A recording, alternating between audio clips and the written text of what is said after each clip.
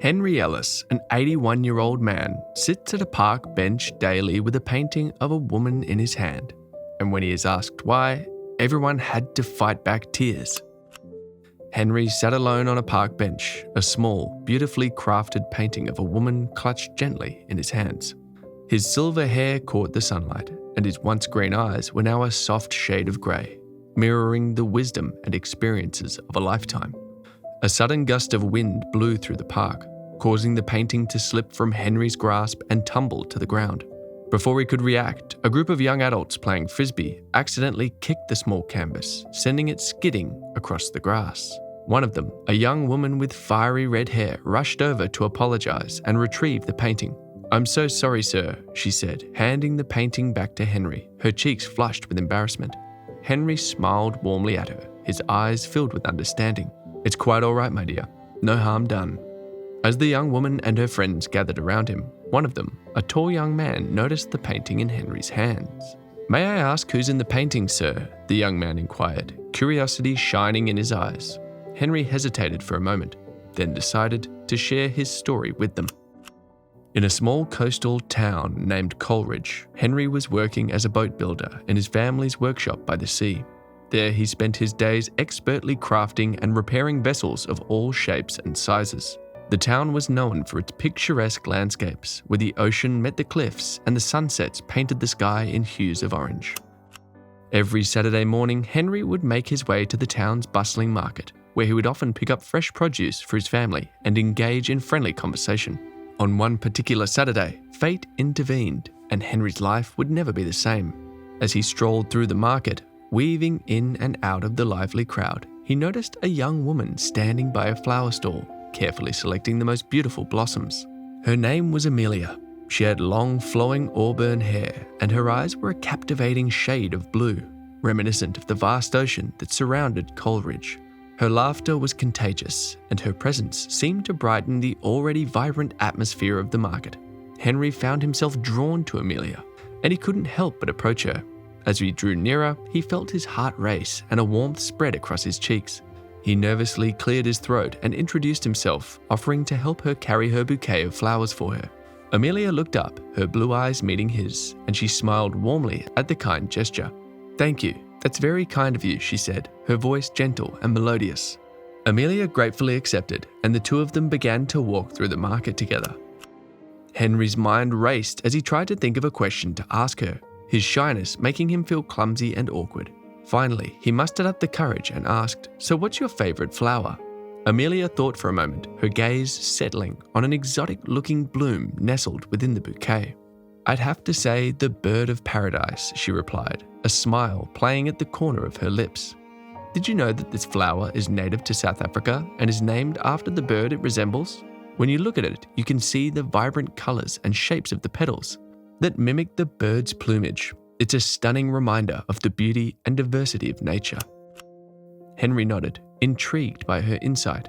Though his knowledge of flowers was limited, he was still fascinated by their lore and, more importantly, Amelia.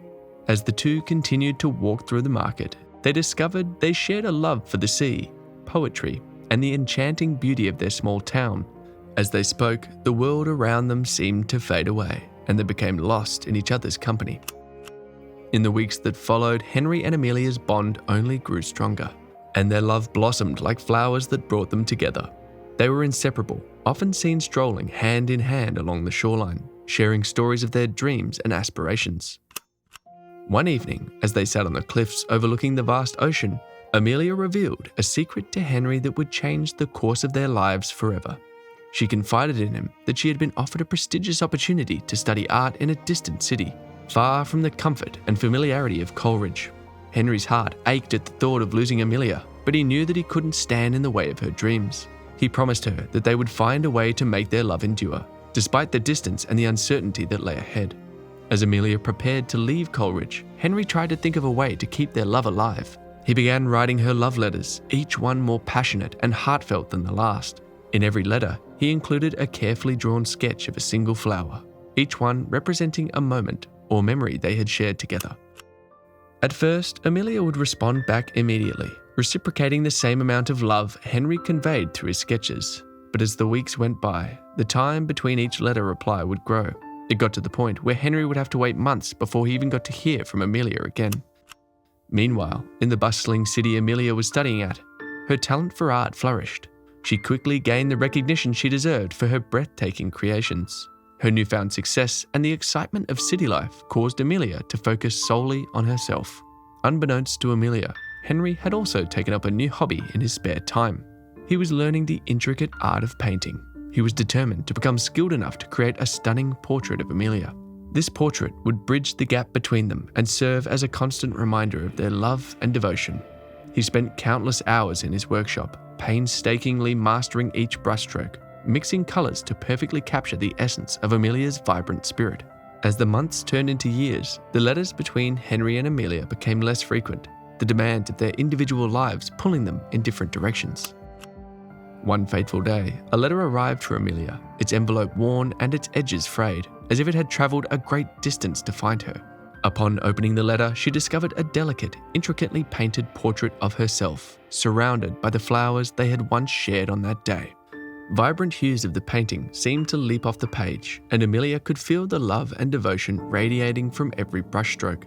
Overwhelmed with emotion, Amelia knew that she had to find a way to reunite with Henry and rekindle the love that still burned somewhere within their hearts. She began making preparations to return to Coleridge, her heart swelling with anticipation and hope. She booked passage on a merchant ship called the Wanderer, captained by a grizzled old seafarer. He had sailed the seas for decades and was known for his skill in navigating treacherous waters. Amelia felt confident in his abilities and eagerly awaited the day they would set sail. Before leaving, Amelia took the painting that Henry had given her and carefully placed it in a sturdy glass bottle. She sealed it tight, hoping to preserve the precious memory of their love until they were reunited.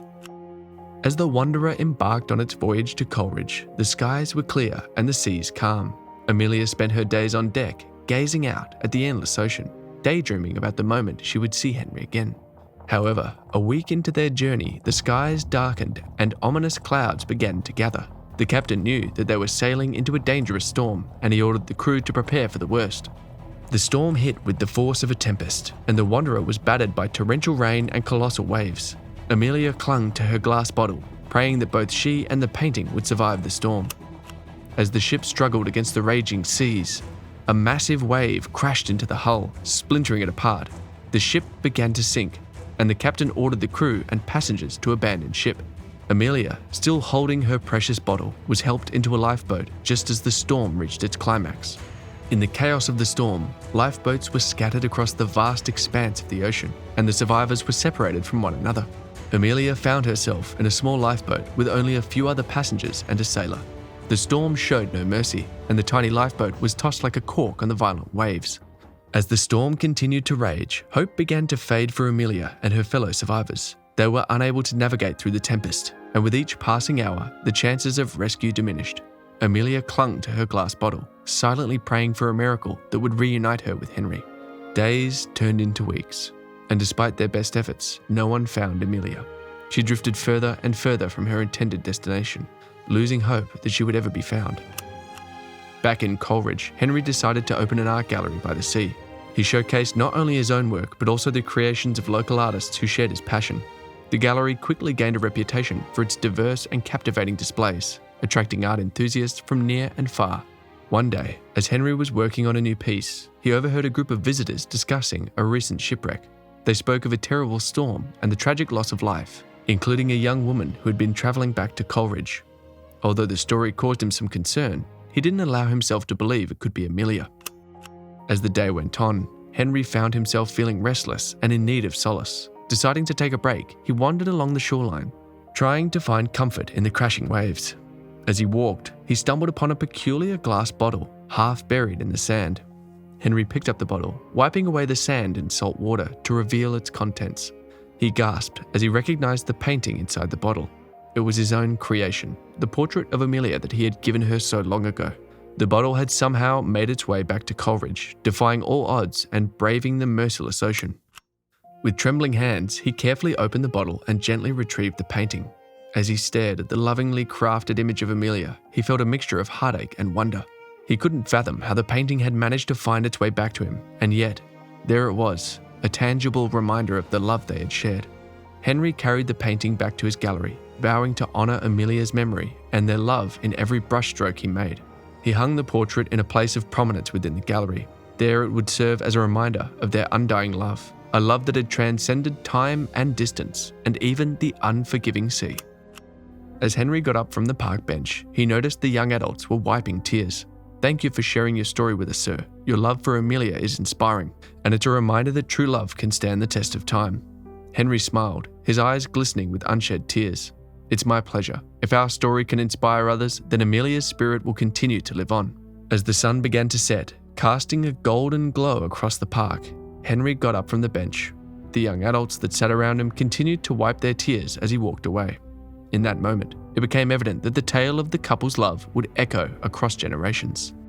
If you enjoyed this story, please give it a thumbs up to share the message. And don't forget to check out the recommended video on your screen. It's sure to leave you feeling inspired. We'll be back soon with more uplifting content, so stay tuned and have a wonderful day.